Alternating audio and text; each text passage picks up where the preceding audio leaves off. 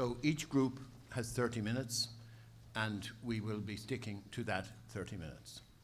And as agreed with the groups last week, the presentations in favour of change will go first.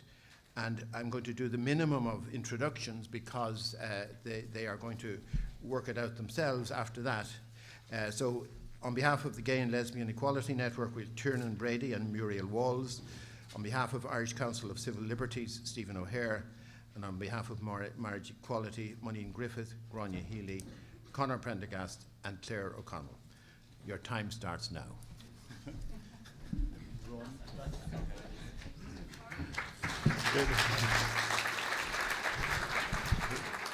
I'm scared you're eating up my time. Good afternoon. My name is Tiernan Brady and I'm from GLEN, the Gay and Lesbian Equality Network, and I'm joined by Muriel from GLEN, Stephen from the Irish Council for Civil Liberties, Moninne and Gráinne from Marriage Equality, and Conor and Clare, who have been raised by same-sex parents. And we're here today to put the case to you that you would recommend equal access to civil marriage for same-sex couples in the Constitution. And we're just a handful of people representing hundreds of thousands of lesbian and gay people and their friends and families who are following the developments here this weekend with a great sense of anticipation. So I suppose there's no pressure on us in that regard. But the last 20 years is a good news story for lesbian and gay people in Ireland. This today is a culmination of a great Irish success story. We've seen phenomenal progress in Ireland. It's less than 20 years ago that we had decriminalisation, and that might seem hard to believe for a lot of people. And from there we moved to strong equality legislation that protected all citizens in Ireland, and that moved on to the Civil Partnership Act, which meant for the first time lesbian and gay couples' relationships had any recognition in law. So in a relatively short space of time, we have moved from being a very unwelcoming place for lesbian and gay people to being one of the best places in the world for lesbian and gay people. And in relation to marriage, over the last 10 years, there has been an awful lot of debate and analysis and reports, whether that's at the Oireachtas level or whether it's at local level through media, national and local. And over all of that time, support for equal access to civil marriage has grown consistently, both with the public, as we see from the polls, and also across the political spectrum, with no political party opposing it now, and every political party bar one actively having a policy promoting it. In 2010, the Civil Partnership Act came in, and that was supported again by every single political party in Leinster House, and that's really important for the message that that sends to lesbian and gay people and families, lesbian and gay-headed families. And what they sought to provide was to make a model of legal recognition that was as marriage-like as possible, as close as they could get within the frames, the limits that they seen that were there in the Constitution as it is framed now. And that was stressed by a lot of the lawmakers at the time, that this would have to be addressed by the Constitution, which is why we're here today, to take that next step. In the last 2 years, civil partnership has been a phenomenal success. Thousands of lesbian and gay people surrounded by their family and their friends in every single county in Ireland, covered by almost every single local newspaper in Ireland, have celebrated their civil partnerships, and they've been wonderful events, creating wonderful visibility. So the lives of lesbian and gay people over the past 20 years have been greatly enhanced, and our status has been greatly enhanced. And civil partnership has been a major advance, but however, it falls short of full constitutional equality. And that's what's critical for that equal status and standing and dignity for all lesbian and gay people, for all lesbian and gay couples, and for all children being raised by lesbian and gay-headed families. So moving to civil marriage now isn't a gigantic leap in the dark. Rather, it's the next step, building on an incredible Irish success story of 20 years of progress.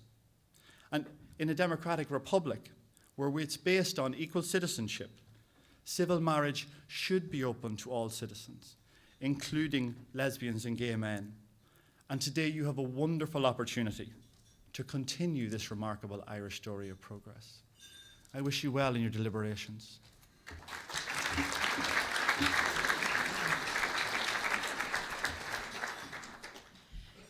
Good afternoon, everyone here and those watching on video link. My name is Muriel. I'm on the board of GLEN. I'm also a practicing solicitor who has specialised in family law for over 30 years. I am a mother. I am a grandmother. I'm civilly partner to Rosemary in May of 2011, and I'm going to deal with the children's issues. Today, there are gay and lesbian families all over Ireland rearing children. There are gay and lesbian parents. There are many couples where one has adopted, as they can't adopt jointly. There are many couples who foster children for the HSE, and they are considered good and effective parents. This is a reality. The numbers are only going to increase in the future. 30 years ago, the number of children born out of wedlock was small, and to our shame, we stigmatised and discriminated them. In the last census, almost 1/3 of children were born to families where the parents were not married to each other. The law cannot prevent people from having children, and 21st century Ireland will have many children born to diverse family formations. Now, some people will say that the best family is a child with their married mother and father. And of course these families are good, and they're likely to be the majority. But if you say these families are the best, what impact does that have on children who are not born into that family type? If we look at this issue through the eyes of the child, such discrimination is intolerable. If we visited a playground today and we saw 10 children, it's likely that 6 would have parents who are married to each other, 3 would have parents who are not married to each other, and 1 might have lesbian parents. Why would we treat these children differently? Why would we not give them all a legal relationship with their parents? Last November, in the children's referendum, we voted to protect all children. The 2010 Civil Partnership Act did not deal with the legal parental relationship between a child and the non-biological parent, and all the benefits and responsibilities that flow from that relationship. The programme for government, however, has made a commitment to modernise family law. Minister Shatter has said that he is acutely aware of the need to secure equal citizenship for lesbian and gay parents and the best interests of children. This builds on the work already done by the Collie Group on domestic partnerships and the Law Reform Commission's report on the legal aspects of family relationships. The Minister is presently preparing a family relationships and children bill. But while legislation will deal with many of the practicalities, it is the Constitution that is the fundamental law of our state. Gay and lesbian parents and their children need the same constitutional protection, status and standing, and to be part of a constitutionally recognised family based on marriage. Now, only the people can change the Constitution, and it has been a remarkable journey to date. Great leadership has been shown. So please do not stop. Let us keep up with the trend and provide equality for all children now. So my request to you is to allow people to decide this fundamental issue at a referendum and recommend the change that should be made and that children and their families need. Thank you for your time and attention.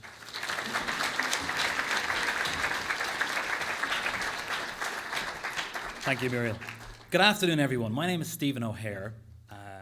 The Irish Council for Civil Liberties is Ireland's independent human rights watchdog, which has been working for more than 3 decades to secure the full enjoyment of human rights for everyone, including equality for same-sex couples.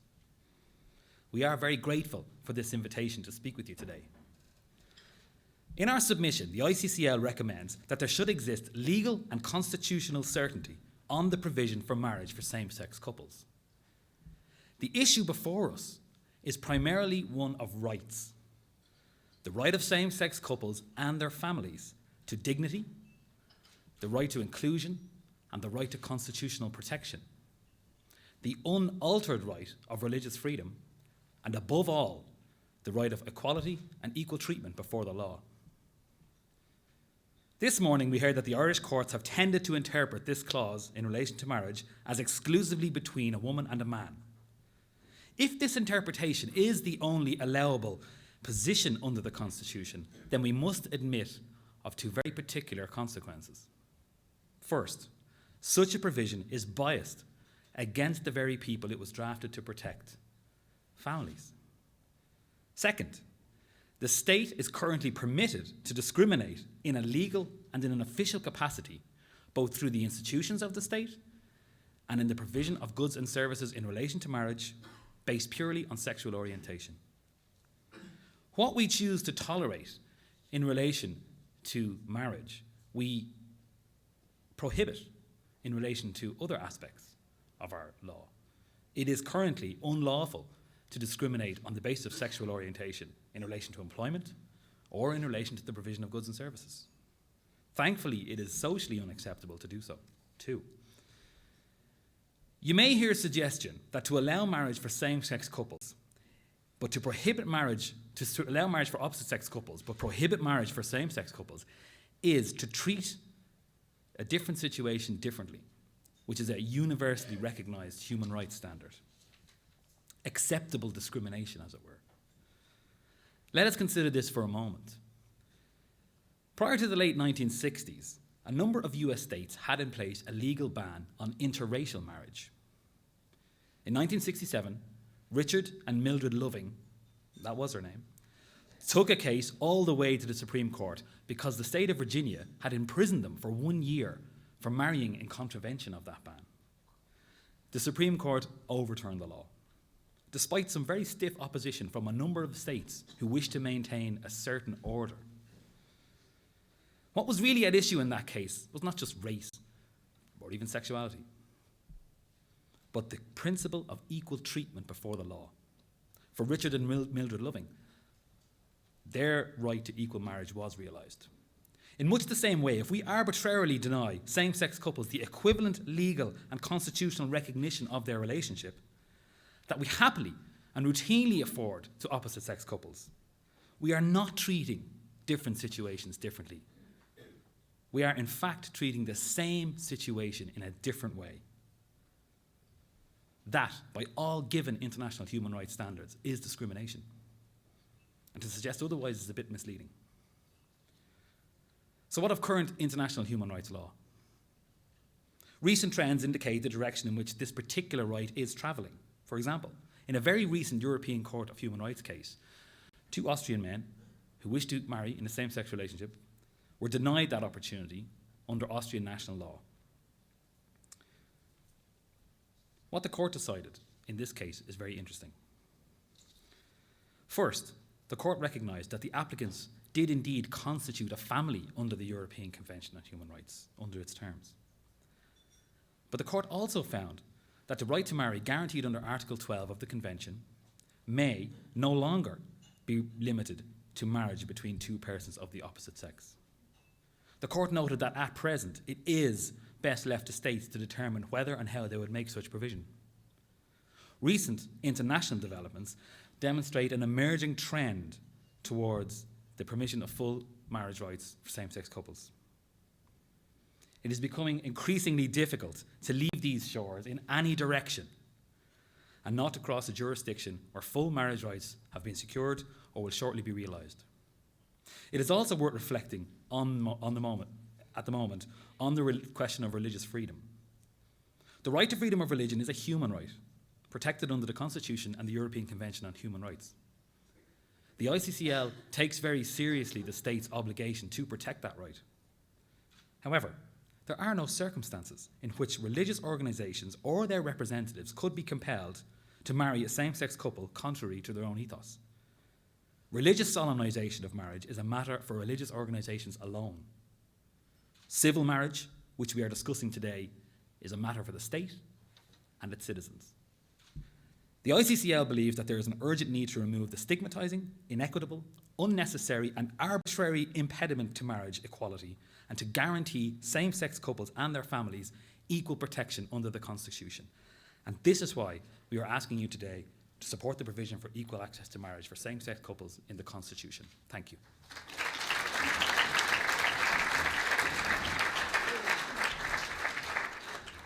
Good afternoon, everyone. My name is Moninne Griffith, and I'm Director of Marriage Equality. Marriage is about love, commitment, and caring for your loved ones. It matters to same-sex couples in the same way as it does to heterosexual couples. Lesbian and gay couples don't want to change that. They simply want access to it. Marriage carries with it legal, constitutional, and social status above any other kind of relationship recognition. And it is precisely because same-sex couples value marriage that we are fighting for it. If you believe marriage is good for people, good for families, and good for society, and worth fighting for, then surely any couple who want to take that next step, make a lifetime commitment to each other, and add their names to everything marriage means should be welcomed with open arms. Our former president, Mary McAleese, said whilst expressing her support for marriage equality for lesbian and gay couples, and I quote, "I'm just thrilled anyone wants to get married." But let me be clear. Providing for same-sex marriage is about allowing committed, loving same-sex couples equal access to civil marriage. That's getting married in a registry office. It's not about getting married in a church. Marriage itself predates the religious sacrament, and it's been around for millennia. Providing marriage equality is not about forcing churches to marry same-sex couples if they don't want to. In the same way that after the introduction of divorced people, the free profession and practice of religion is afforded very strong protection under Article 44 of the Irish Constitution, as it should be. And I would therefore ask you to keep this church and state divide clear in your minds today, as you consider whether to recommend to government to provide for equality for lesbian and gay couples. Ireland is ready for marriage equality. Current polling shows us that 74% of Irish people support its introduction. 3/4 of the population is a solid majority. People across Ireland and across the political spectrum are rethinking their position, evolving, as US President Barack Obama described his journey towards support for marriage equality. 84% of Irish people believe that everyone in Ireland should receive equal treatment from the state, regardless of sexuality. 72% of people believe that denying civil marriage to same-sex couples is a form of discrimination. Personal freedom, including the right to marry, is a foundation of our democracy, something to be protected, unless, of course, it harms others. Gay and lesbian people marrying the person they love will not harm others. If we really believe gay and lesbian people are equal, then we must allow committed same-sex couples to marry. This goes to the very heart of acceptance that it's okay to be lesbian or gay. The time is now to provide for equality for lesbian and gay couples. As members of the Constitutional Convention, you have the power to let the people of Ireland change our country for the better. I would therefore ask you to help Ireland take this next step as a modern and progressive democratic society. Let the people of Ireland decide whether to join the 11 countries, including Spain and Canada, and the 9 US states, soon to be joined by France, New Zealand, and the UK, which already allow loving, committed lesbian and gay couples to marry. And please recommend to government to provide for equal access to civil marriage for same-sex couples in the Constitution. Thank you.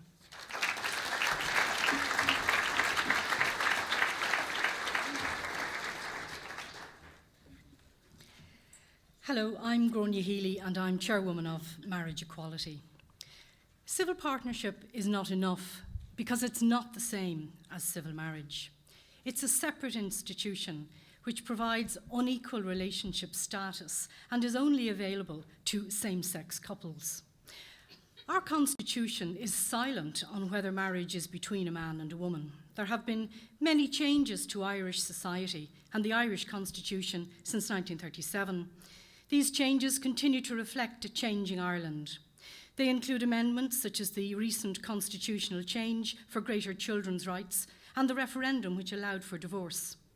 Allowing same-sex couples access to civil marriage is one other proposed change, which will ensure that the Constitution continues to reflect the reality of modern Ireland. Only the family based on marriage is recognised and protected by our Constitution, and that's a key reason why lesbian and gay-headed families want access to civil marriage. As equal citizens of this state, we want an equal right to protect our families. Civil partnership isn't enough because there are over 160 differences between civil marriage and civil partnership. Some differences include that same-sex couples' homes are not defined as family homes. Instead, our homes are given the status of a shared home. Civil partners cannot apply to jointly adopt, even when it is the biological child of one of the partners whom they are raising together. In the event of a relationship breakup in a civil partnership, there is no legal requirement for a court to take into account the needs of dependent children. Discrimination against children based on their parents' sexuality is a day-to-day reality for hundreds of children in Ireland today. For those of us who really care for the welfare of all children, we are asking you to vote yes for same-sex marriage rights for us and for our children. Let's focus in specifically on welfare and the concerns that are raised about children. Marriage is, of course, not just about children. Marriage certificates are not issued in Ireland conditional upon couples having children. Many couples do not have children. It doesn't make their marriages less valid. Some same-sex couples may never have children, some do. What they want is the option to be married. The meaning of the family has changed in Ireland over time. Today's reality is that many of us belong to diverse families. Families are places of support, love and commitment, and include spaces where children are reared. Allowing lesbian and gay people marry strengthens our families. It does not weaken marriage, but strengthens it. We have nothing to fear from children growing up with lesbian and gay parents. 30 years of scientific research is showing that children growing up with lesbian and gay parents turn out just fine, and has found no significant developmental differences between them and children with heterosexual parents in their intelligence, their psychological adjustment, their social adjustment, their popularity with their friends, their development of social sex role identity, or in their development of sexual orientation. Professor Sheila Green, while at the Children's Research Institute at Trinity College in Dublin, examined all the peer-reviewed research in relation to outcomes for children of same-sex couples and concluded that children in same-sex families reach their developmental milestones and they do just as well as children raised by opposite-sex couples. Children in same-sex families experience hardship and social exclusion because of the lack of legal recognition and protections afforded their families. The lack of marriage access for their parents makes these children and their families vulnerable, not the sexuality of their parents. You'll hear people proposing that our children are not safe or adequately loved in our families. It's simply not true. What about the children, they ask? We also asked this question, but we asked the children themselves. And now I want you to hear from adult children, Conor Pendergast and Clare O'Connell, who have been raised in same-sex-headed families, and they will speak to you directly about why marriage matters to them.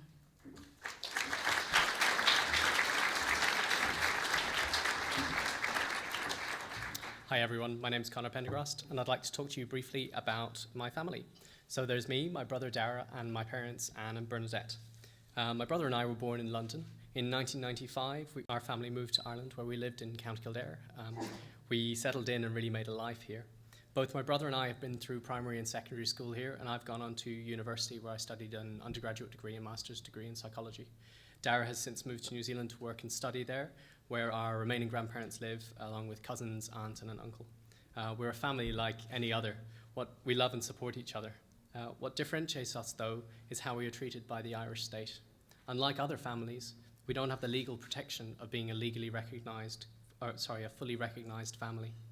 What this means in reality is that I only have a legal relationship to my mum who gave birth to me, Anne.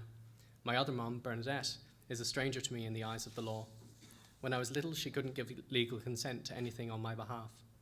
Although we were blissfully unaware of it, that left my brother and I in a legal vacuum with less rights and protections than other children.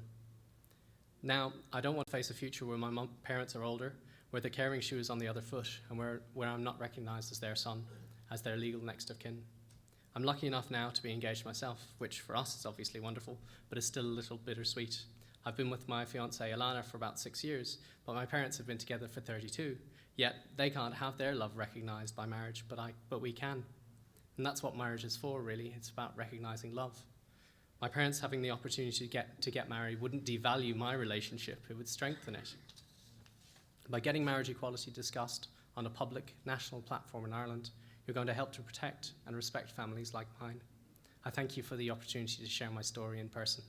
From my parents, my family, my friends, and all of the other lesbian and gay people in Ireland, I'm asking you to recommend to the government to provide for same-sex marriage. So thank you very much.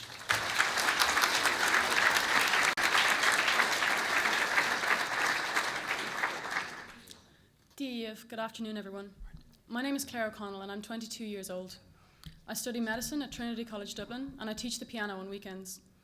I live in Drumcondra in Dublin with my younger sister Dee and our two parents. We go on holidays to the west of Ireland, we cook a roast dinner on Sundays. We're a typical Irish household. In many ways, my family's probably very similar to yours, except for one big difference.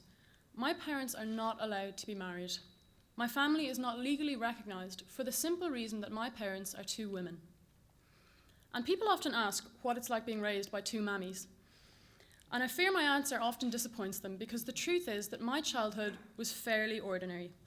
It wasn't very different to that of my friends because growing up, I had what every child needs, loving parents. They were there to bandage my knees when I fell and to wipe my tears when I cried. And people as well often always ask, was I bullied in school because I had two mums? And again, I fear I disappoint them with a rather dull tale of a typical school experience. I was never afraid to tell anyone my mum was gay, and I was never bullied because of it. Was I ever worried about what my friends would think? Actually, most people just thought it was cool that I had two mums. In fact, the running joke among my friends is that my family is the most normal out of anyone's we know. I never saw myself as being different. I looked around at the other students in my school and at the whole host of different family backgrounds from which they came. And the one thing that most of us were fortunate to have in common was parents who loved us and who would do anything for us. Some people may try to paint a picture of the ideal scenario in which a child should be raised with their biological mother and father. But Conor and I, and many other children around Ireland like us, prove that we shouldn't narrow the definition of a family and exclude those that don't fit, and that we should recognise families with same-sex parents for what they are, families. Growing up, I never thought my family was different to anyone else's, but I know now that we are, because we don't have the same legal recognition and protection as others. Marriage equality would mean that my parents, who are in a loving and committed relationship, can get married like anyone else. But most importantly for me, marriage equality would mean that no one could ever tell us that we aren't a family. So for my family and for all others like mine, I would ask you to recommend to government to provide for same-sex couples in the Constitution. Gurmina Magwith.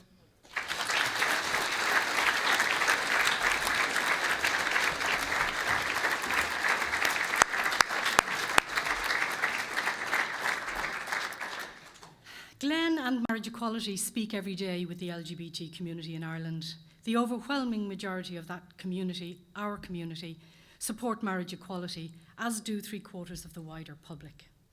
It is 10 years since Catherine Zappone and Anne-Louise Gilligan were married in Canada and began their challenge for justice and recognition of their marriage here in Ireland.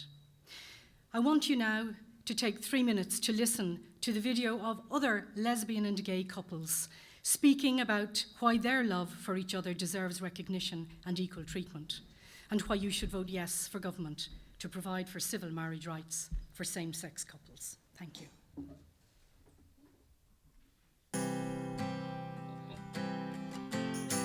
I can't remember what my life was like before Barry. If I didn't have Barry to wake up to in the morning or go to bed with at night, you know, I'd miss that. Like it's big time, yeah. Yeah, he's half of me. Do you know that sort of way? We have a yay day for each other. It's basically like a birthday, except in the middle of the year. I do something nice for him. It doesn't have to cost money, you know. 14 years, you have to keep it fresh. I came over here from New Zealand in 2006. I joined the rowing club, and that's where I met Sive. She took me out for a row. And from there we kind of became friends, and then a couple of months later we started seeing each other. And now it's been about 5.5 years. She's really caring, so I'm really happy. So lucky to have met her. She's very funny. She's extremely caring and compassionate. She's very clever and she's very supportive. She's very good looking. Actually, our humour that brought us together. And if you can laugh on the telephone 3,000 miles away from each other and still laugh when you've put down the telephone, there's a connection there. There's very much a connection there. My love is more complete since I've met Frida and since we've been together. So love can be magic. Well, I love Gillian sings in the shower every morning. I want to hear it. Just starts my day out perfectly. It makes me smile, and I love that. Everything that Laura does, she's really, really passionate about, and I love that. We have a dog called Frodo. We take him for walks and stuff like that. So yeah, that's our boring, normal life. Yeah. We would always contact each other during the day to make sure that each other is fine. If you need anything, what can I do for you? What's for dinner? What's for dinner? Gillian's the chef. She does all the cooking. I am supposed to do all the ironing. I'm a little behind at the moment. This is Maeve. So Important to us because it gives recognition that we're committed to each other and we have a family, and we're really serious about our commitment. Marriage is important to us because we want to be equal to everybody else. our siblings are married, our friends are married, and we don't see why we shouldn't have the same rights as they do. I feel excluded here in Ireland, and I don't like that. And I want to be included. I am legally married in Canada, and I want to be legally married here in Ireland, and it means the world to me. We're very proud to be Irish, and we're very proud of our country, and we just want our country to accept us for who we are and be treated the same as everybody else. It's true, it's honest. That's marriage. Now the law should reflect that here in Ireland as well, and not be blinded by a word, but rather to give the human rights to everyone that deserves them. No, civil partnership is not enough. We want marriage.